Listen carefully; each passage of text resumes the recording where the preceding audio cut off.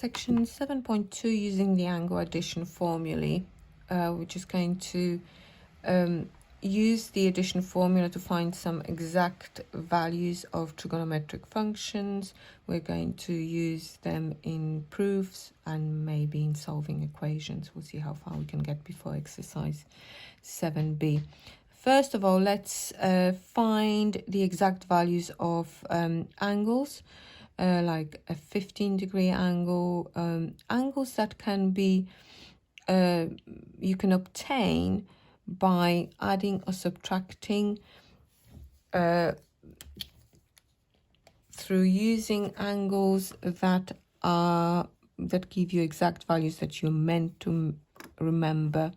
So we're talking about 30-degree angles, 45-degree and 60-degree. So these are the acute angles. Any multiples of these, you could also obviously have 90-degree angle, 0, but mainly these angles, they will give you exact value for sine, cos and tan.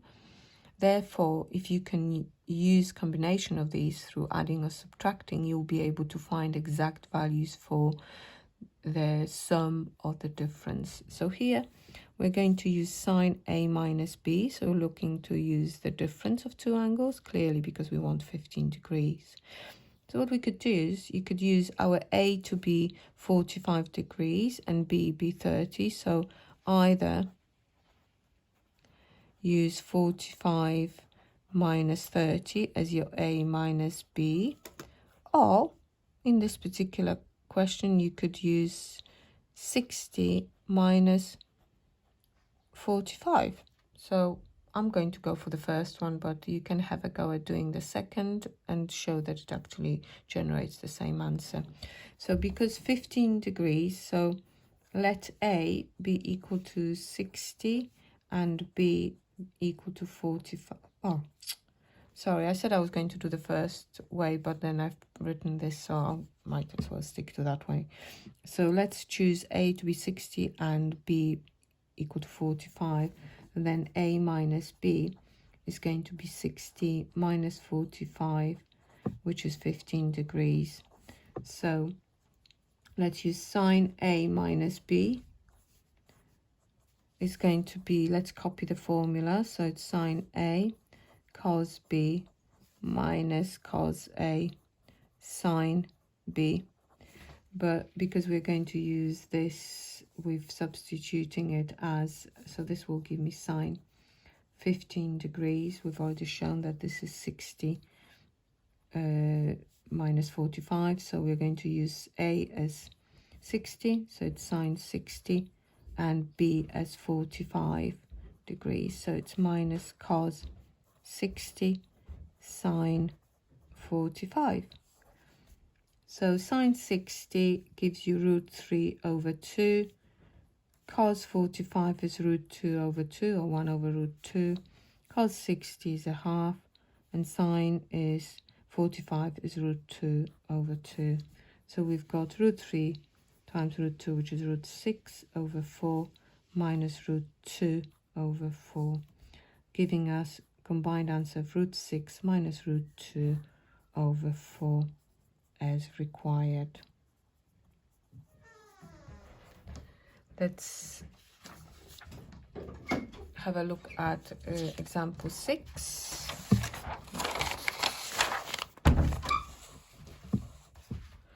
So in this example again, we've been asked to find exact values of cos A minus B, tan A plus B, and cosec A minus B. We are told that sine A is minus 3/5, and the angle A is between 180 and 270 degrees. So this is a reflex angle, okay? This is the third quadrant. Cos B is minus 12 over 13, and B, you are told it's an obtuse angle. So you need to know that an obtuse angle is between 90 degrees and 180 degrees. So you're talking about the second quadrant. So let's just think about these options here. We are looking for cos A minus B. So let's write down the formulae. So cos A minus B is cos A cos B plus sine A sine B. So good news is you've got your sine A and cos B, so you just need to find their brothers. So cos A and sine B. So I'm going to use two different methods to find these, so you can pick whichever one you prefer.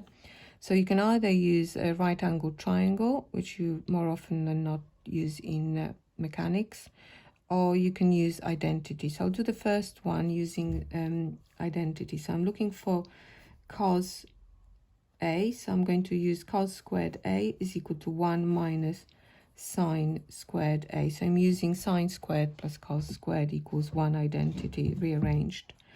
So it's 1 minus 3/5 squared. So this is 1 minus 9 over 25. So when you combine these together, you will have 16 over 25. But this is the value for cos squared. So that gives me cos A equal to plus or minus 4/5. So it's either positive or negative 4/5. Now we are talking about the third quadrant. So the A belongs to the interval between 180 and 270. So let's just draw cos graph very quickly. There you go. So this is 360. That's 270. That's 180. So it's clearly negative here. So we are going to pick, because cos A is less than 0, so it has to be cos being minus 4/5. Okay, let's do the same for cos B. Find his brother sine B, but I will use the right angle triangle method, although you may wish to use the identity method. It's your choice. The right angle triangle method, you are assigning the sides. Imagine that B is an acute angle, and you're assigning the sides as if the 12 over 13 was the value that you were working with. So this is adjacent is the numerator and hypotenuse is the denominator. So using Pythagoras, we are going to find the opposite, 13 squared minus 12 squared, square rooted, so it's 169 minus 144, so it's 25, so it's 5. So that gives me sine B. If B is an acute angle, it's definitely going to be 5 over 13, but it's not. So just not sure yet, so let's just put plus or minus 5 over 13.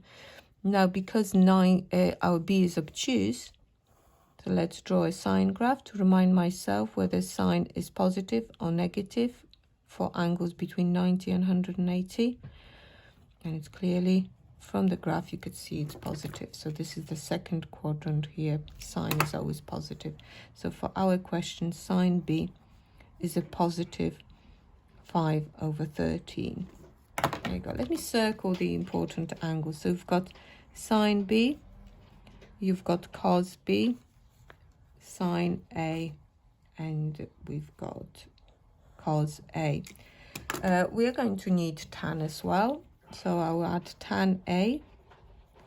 Tan A is sine A divided by cos A. I'll put quickly like this, S over C.